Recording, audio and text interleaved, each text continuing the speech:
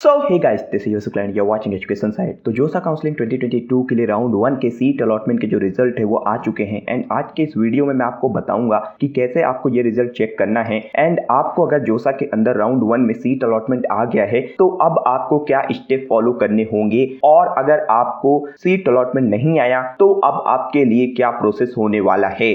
दोनों ही केस के बारे में मैं डिटेल में बात करूंगा। सबसे पहले मैं आपको बता देता हूं कि कैसे आप राउंड 1 के लिए सीट अलॉटमेंट का रिजल्ट चेक कर पाएंगे। इसके लिए आपको जोसा की जो ऑफिशियल वेबसाइट है josa.nic.in, जिसका लिंक वीडियो के डिस्क्रिप्शन बॉक्स में दिया हुआ है, वहां पे आपको जाना होगा। जब आप इस वेबसाइट पे आएंगे तो आपके सामने कुछ ऐसा इंटरफेस ओपन हो जाएगा।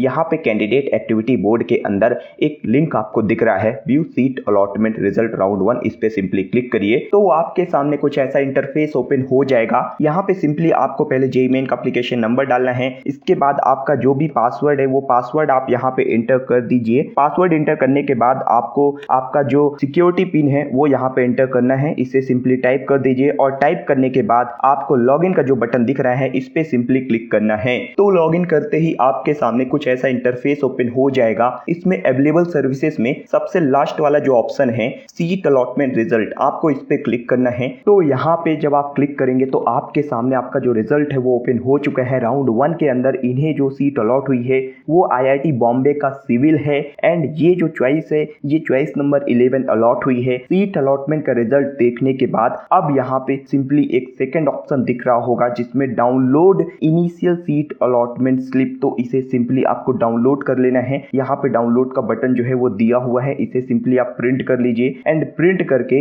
इसे आप सेव करके रख लीजिए, ये आपको आगे चल के काम आएगी। तो यहाँ पे हम सिंपली इसे जो है वो डाउनलोड कर ले रहे हैं। एंड इसके बाद हमें सिंपली जो है तो इसे क्लोज करके और जो बिलिंगनेस है वो सबमिट करनी होंगी। तो बिलिंगनेस जो है वो मैं यहाँ पे अब आपको बता देता हूँ कि क्या होती है। देखो, राउंड 1 के अंदर जब सीट अलॉटमेंट आ जाएगा तो आपको ये जो स्टेप है ये कंपलसरी है, इन्हें आपको फॉलो करना ही होगा अगर राउंड 1 में सीट मिली है तो। अगर आप ये स्टेप फॉलो नहीं करते तो फिर प्रॉब्लम ये आएगी कि आपकी जो सीट है राउंड 1 की वो कैंसिल हो जाएगी। एंड अगर आप ये पूरे स्टेप फॉलो कर लेते हैं एंड बिलिंगनेस सबमिट कर देते हैं, डॉक्यूमेंट्स आपके सही तरीके से वेरीफाई हो जाते हैं, डॉक्यूमेंट्स अपलोड वगैरह कर दिया, सीट एक्सेप्टेंस फी पे कर दिया, तो आपकी ये जो सीट है वो फाइनल हो जाएगी। अब यहाँ पे 3 बिलिंगनेस हैं, इनके बारे में मैं समझा देता हूँ। फ्लोट का मतलब ये होता है कि जो सीट मुझे अलॉट हुई है, for example 11th number option मुझे अलॉट हुआ आईआईटी बॉम्बे का सिविल, तो अब मैं फ्लोट करूंगा जिससे कि ऊपर के जो ऑप्शन है 1 से लेके 10 तक के, उनमें अगर नेक्स्ट राउंड के अंदर सीट वैकेंट होती है, मेरे अपग्रेडेशन की पॉसिबिलिटी होती है, तो मेरी सीट अपग्रेड कर दी जाए। अगर मैं स्लाइड का ऑप्शन चूज करूंगा तो इससे ये होगा, यानी 11th नंबर के ऊपर जो आईआईटी बॉम्बे वाले बस ऑप्शन हैं उन्हीं में मेरी सीट अपग्रेड होगी। बाकी के जो कॉलेज भरे होंगे वहां पे कोई अपग्रेडेशन नहीं होगा, कॉलेज के अंदर ही मेरी जो ब्रांच है वो अपग्रेड हो सकती है। और फ्रीज का मतलब ये होता है कि जो सीट मुझे मिली है मैं उससे सेटिस्फाइड हूं और अब मैं काउंसलिंग के नेक्स्ट राउंड में पार्टिसिपेट नहीं करना चाहता और मेरी ये सीट कंफर्म कर दी जाए। तो सबसे सेफ ऑप्शन जो होता है वो फ्लोट का होता है। हम सिंपली यहाँ पे फ्लोट करने वाले हैं। फ्लोट पे जब आप क्लिक करेंगे तो आपको यहाँ पे आपका जो पासवर्ड है वो फिर से एंटर करने के लिए बोलेगा। सिंपली आप यहाँ पे ये जो पासवर्ड है वो एंटर कर दीजिए और इसके बाद सबमिट विलिंगनेस पे क्लिक कर दीजिए। तो यहाँ पे हमने जो सीट है उसे फ्लोट किया है। इसके बाद हमारे पास डॉक्यूमेंट्स अपलोड करने के लिए बोला जा रहा है।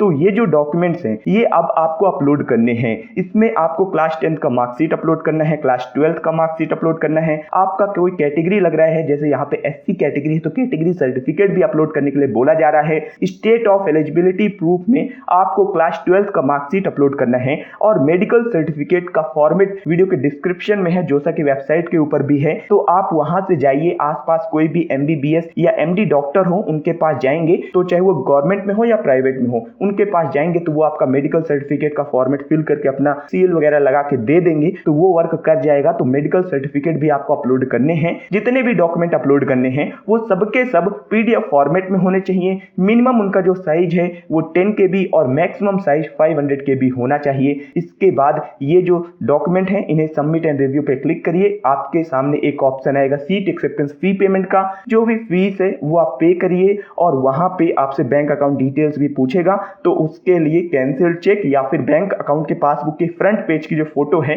वो अपलोड कर दीजिए आप। और इसके बाद आपका जो डॉक्यूमेंट है वो रिव्यू के लिए चला जाएगा, वेरिफिकेशन के लिए चला चला जाएगा और जब वेरीफाई हो जाएगा तो आपको आपके रजिस्टर्ड मोबाइल नंबर पे एक मैसेज आ जाएगा। आप चाहें तो वापस से पोर्टल पे लॉगिन करके भी उसे देख सकते हैं एंड इसके बाद आपका जो डॉक्यूमेंट है वो पूरा तरीके से वेरीफाई होगा और आपकी जो सीट है वो कंफर्म हो जाएगी। तो होपफुली ऑनलाइन रिपोर्टिंग का भी प्रोसेस आपको डिटेल में समझ में आ गया होगा और जिन बच्चों को सीट अलॉटमेंट अभी नहीं आया है उनको सिर्फ वेट करना है, इसका ध्यान रखिएगा। तो मैं इस वीडियो पे आपको सारी चीजें होपफुली समझा पाया हूंगा। अगर आपको ये वीडियो पसंद आती है तो दोस्तों के साथ शेयर जरूर करिएगा एंड चैनल पे न्यू है तो जरूर सब्सक्राइब करके नोटिफिकेशन बेल को ऑन कर दें ताकि हम जब भी वीडियो डालें उसका नोटिफिकेशन आप तक पहुंच सके। मिलता हूं दूसरे वीडियो पर, तब तक के लिए चलता हूं, दीजिए इजाजत मुझे। जय हिंद।